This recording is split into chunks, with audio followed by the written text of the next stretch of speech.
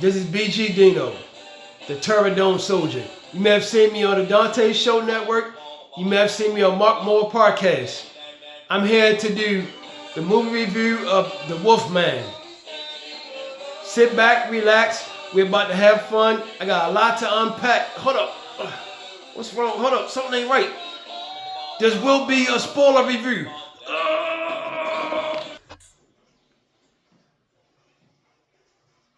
This movie, Wolfman, this is the 2025 version of The Wolfman. Made by Blumhouse Films. This movie starts off with a honeybee fighting 100 ants. And I have to tell you, this bee was getting his butt whipped. These ants was tearing this bee, bumble, it was a honeybee. It was tearing this honeybee apart. I mean, limb from limb. They showed them fighting for a while, and then they cut off on it. But even when they cut off on it, I can guarantee you one thing for sure. Those ants had honeybee delight for dinner, because they was whipping his butt. So the movie, after it shows the ants whipping the honeybee behind, it puts a subtitle up that states, in 1995, there were some hikers that went hiking inside this one particular forest and they went missing. Some people say they died, and then some people say they caught some kind of virus. It's called the Hills fever. And with the Hills fever, what it does is it doesn't kill you. This is according to this particular movie. It doesn't kill you. It makes you get something like a wolf face, wolf features. Not necessarily a wolf, but look like a wolf. Maybe act like a wolf. So after the subtitles, it showed a father and a son. They were in the forest. The father was showing the son, he was trying to teach his son how to hunt. You know the movies where it start off the father, he's teaching the son how to hunt. And for some reason, the son got the exact same kind of gun the father got, but a smaller version of it. Like it shoot BBs or something. And they're supposed to be going hunting. You know how the movies start off. And the father, come on over here, boy. I got to teach you how to survive. There ain't no such thing as supermarkets. You can't go to the supermarket down the street and buy some lunch meat. You got to come out here and hunt. Oh, you know how to. So while they were hunting, the father, he had something in his scope. All you got was nothing but silhouettes of things. So the father, he had the gun out. He had the little target out. And he thought he saw something, which pretty much means we saw something. But you couldn't really tell what it was. It looked like, to me, it looked like a Bigfoot or something. But all you see is silhouettes. Now keep in mind, I'm using the word silhouettes because that's all you're going to see for the first 50 minutes of this movie. They're supposed to be called Wolfman. All you seen was silhouettes. So let me continue on. So the father seen a silhouette of something, so he got nervous and he told his son, well, you go run into this, it's called what is it called? A deer spot, whatever it is. It's like in the middle of the woods. It's like a little tower. And they go in there, and I guess they use that to snipe deers, because deers can't see you up there. So they both run up there, and they put the locks on the door. And then you can hear something crawling up the stairs behind them. Boom, boom, boom. You don't see nothing. Like I said, you don't see nothing but silhouettes. Now, let me change that. Yeah, you did see something else other than a silhouette. You seen something breathing. So you see right there, the father, he has the gun pointing at the door because he just locked it. And he hears something crawling up the stairs. So he has his gun pointing like this. So all you see is something breathing. You see the air. You don't see what it is breathing. You see something breathing. Then all of a sudden, you don't see it breathing no more. And the father, he still has his gun pointed at the doorway. And the son still, sitting next to the father freaking out because the father told him up there. Both of them saying there's something breathing. All of a sudden, you see the breathing behind the father. And then you hear some commotion. And then it falls flat again. And guess what it does? You will not believe this. After this happened, like I said, the silhouette happened. He saw something and he saw it breathing. And like I said, it started breathing behind him. You heard some commotion. And then it was like Whatever it was gone. The father and son, they came out the treehouse. The father, he had some kind of radio system set up. So I guess they was already looking for whatever he saw. You know, he was already looking for it on the down low. He didn't tell his son about it. And he said, yeah, I gotta protect my boy. You know how they talk that, oh, we gotta protect my boy and teach him stuff. You know, it was weird. It was weird. So this movie, see, this is when I saw this part, I knew it was gonna be really screwed up. Now I've seen movies that jump 10 years later, 15 years later, even 20 years later. But this is the first time I seen a movie that jumped 30 years later. So you mean tell me this little boy is a 40-year-old man now? I mean, come on now. When I seen that, I was like, man, it's a lot of time between that time and 30 years later. So it continues on 30 years later. It shows a little boy, which is now a grown man, and now he has a daughter and he has a wife. So it shows him coming home. His wife just getting off work and she's having a discussion on the phone, and he's being real rude to her, like, can you take that in another room? And she completely ignoring him. And he being rude to her again, take that in another room, take your phone call in another room, you know. Being rude to her for no reason. I mean, it really had no substance behind it whatsoever. This movie, that right there, it had no point of that part in the movie whatsoever. So, carry on. After that scene right there, it showed the next day. The wife, she was at work, so the husband that was just being rude to his wife, he decided to bring her lunch, and they discussed about how he hasn't done that in years, and he asking her, is it some difficulties in their relationship? And she never said anything, just like she didn't say anything the first time. I mean, this right there goes on for maybe about 15, 20 minutes. I mean, it's probably like the driest conversation I've ever heard in my life. I mean, it was so dry. It was so dry, like I hate to say it, I almost went to sleep. It was dry. So then they get back home. Oh, let me rewind a little bit. When he was at home, when he was being rude to the wife the first time, he received a letter in the mail that had some keys in it and a deed. The keys in the deed was to his father's house. His father had went into the forest like a year earlier and went missing. So they finally declared him dead. So they sent, the estate, they finally sent it to the son, the keys and the deed and everything to the house that his father owned. Because him and his father haven't spoken years. I guess he was mad because how his father was pushing him to learn how to kill deer or something. It never really explained why he didn't speak to his father. He just was angry at him for whatever reason. So then, while he was at his wife's job and they was talking, like I said, it was so dry, he asked her, won't you ride down to my father's estate with me? We could pack up some stuff. We're going to bring a moving truck and, stay there for a couple of days or maybe stay there for a while and then we come back. So she finally agreed to it. So they driving, the father, the mother, and the little girl in the moving truck. And then you probably seen this on the trailer. That's why I hate trailers sometimes. Sometimes they show too much. Everything they showed on the trailer, that's probably what's the most action in the movie anyway, but I'm still going to explain it. So the father was driving and he got close to where his father's property was at, and he noticed that it was fenced up. It was blocked off so you couldn't go in there. So he decided to take another route, and then he saw one of the little towers that him and his father was hiding in when he was a kid. The deer towers. He saw a guy in there, so the guy came out and, started talking to him, said, yeah, I remember you, and, you're a city slicker, all that kind of stuff they do. You one of them city people. You use electric and running water, trying to berate him. So he was like, well, I know how to get there. And he was like, well, your road, my road, I thought that was my road. And he's like, that is your road, but it's cut off. And he was like, well, you got to take my road. So I'm going to get in the car with you and I'm going to take you. So the wife, she like, no, don't put this crazy, strange guy in the car. So the husband did anyway, because the husband said he remembered the guy. So they ride maybe about 5 minutes. I hate to call him a hillbilly, but that's exactly what he was. He was a hillbilly. I mean, I guess that really is a term, because that's what he was. He was a hillbilly. So he riding in the car, berating them about how they city slickers and, how they can go to the market and get food and how they got electric. There's no grids out there and You know, everything they do out there is natural, and you got to get used to the things that's in the forest. And, you know, they keep alluding to things, but never actually say anything. Speaking around. So next thing you know it, the father was driving, and he thought he saw something in the street. To me, once again, looked like Bigfoot.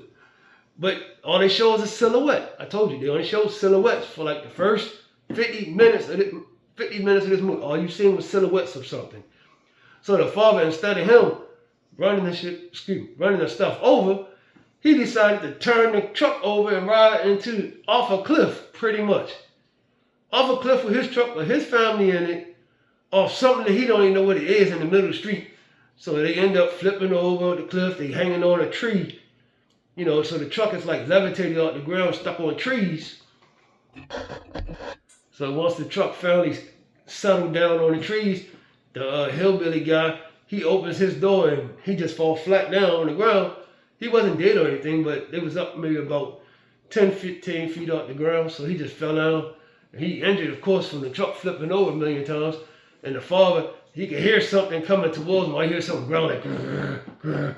You know, you can't really say, it sounds like to me, it sounds like a dog or something. It don't even sound like a wolf. It sounds like a dog. I mean, it don't sound like a wolf to me. So he got his daughter. You know, my question is, you hear something like a wolf coming, you're going to tell your daughter to go get on the roof of the car and your wife, and you stay in the car.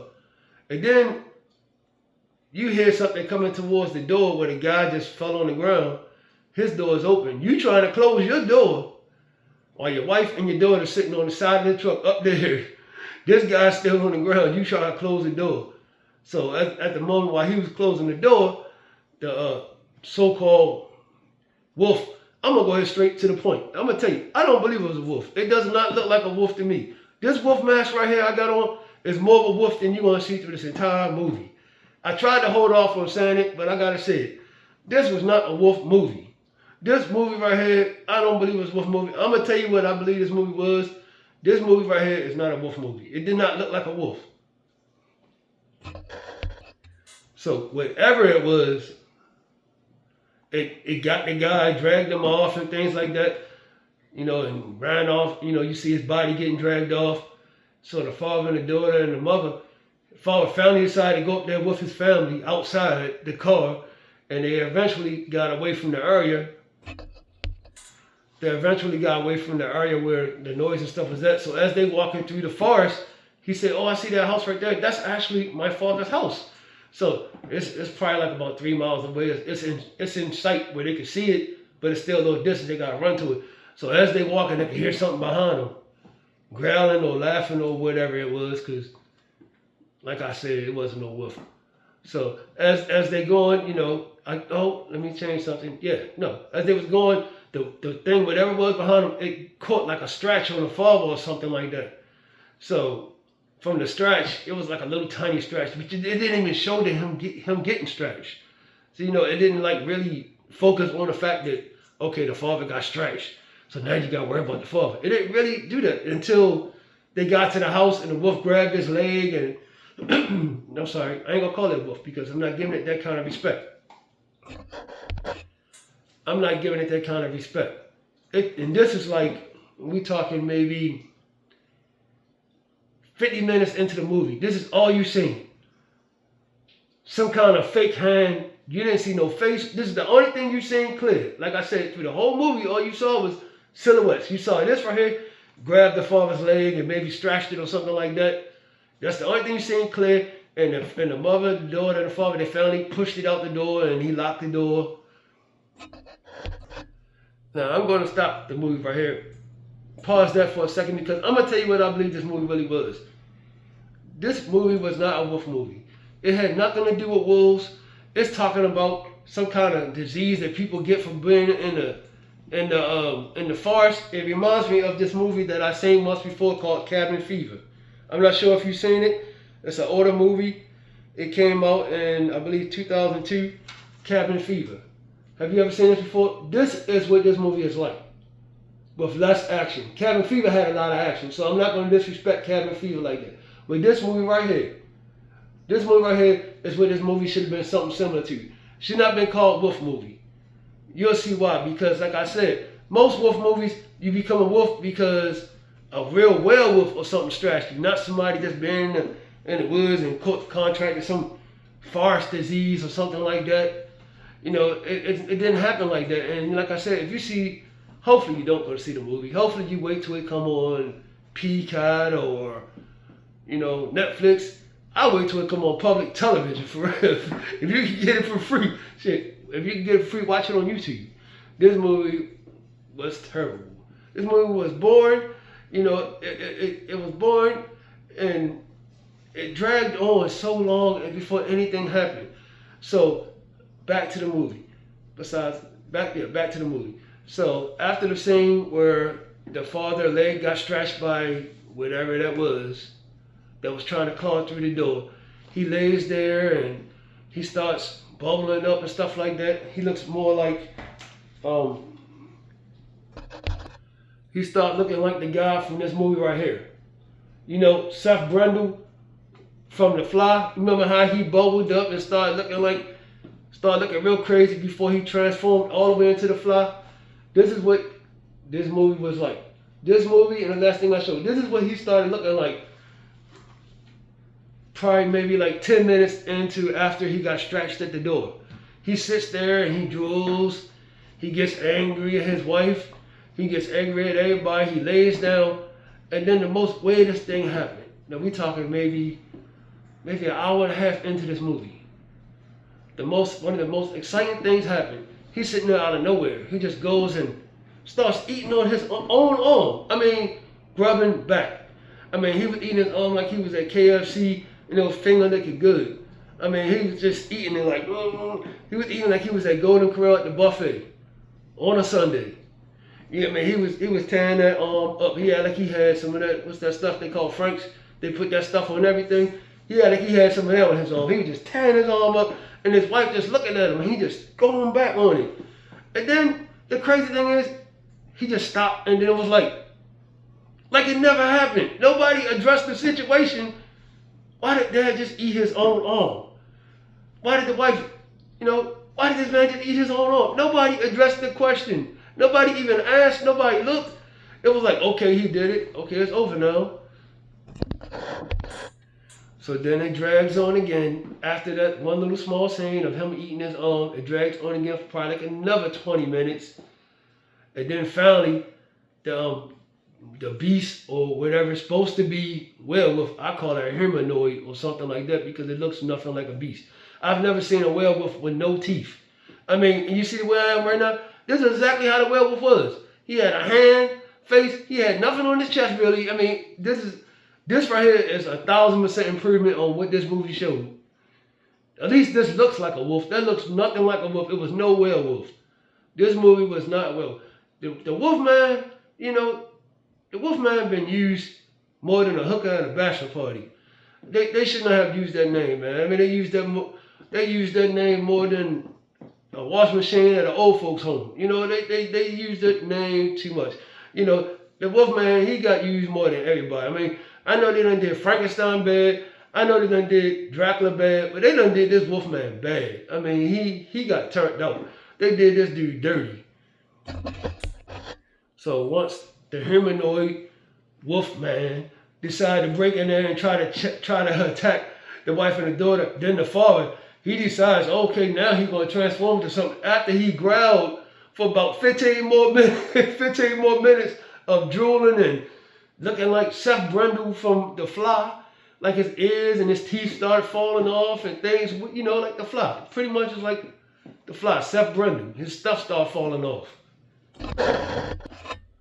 Then they go to, they fight for a minute, then the thing run off, then they go blah, blah, blah, blah, blah. Who gives a F at this point?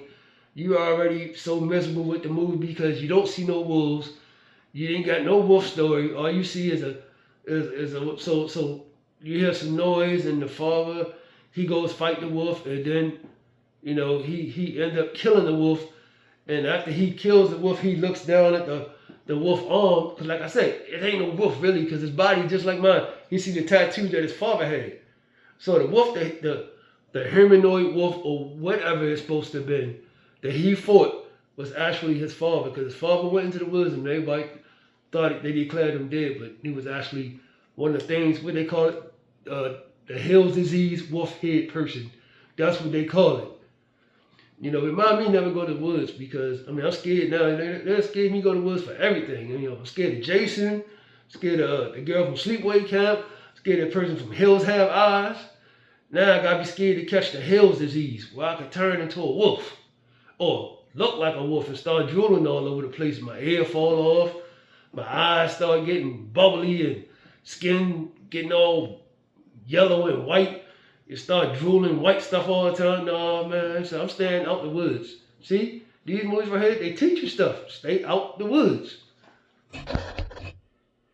So, like I said, after they identified that was the father that he just killed, the real father, he still got a little bit of sense, but he's about to go full humanoid wolf thing, and he goes full humanoid wolf thing, and he goes to attack the wife and the little girl, and blah, blah, blah, blah, blah. Like I said, you already done lost attachment. I seen people in the movie theater looking at each other, scratching their ear and digging in their eye and yawning and stretching their... People was done with it by that time. It was like no comeback from that. It was like after you sit right there and headbanged us for almost 2 hours, maybe 2 hours long, you know what, man? He headbanged us. That's what he did. Jason Blum, I got a message for you. You wait till after this right here. I have a message for you. And it's something that you really need to listen to.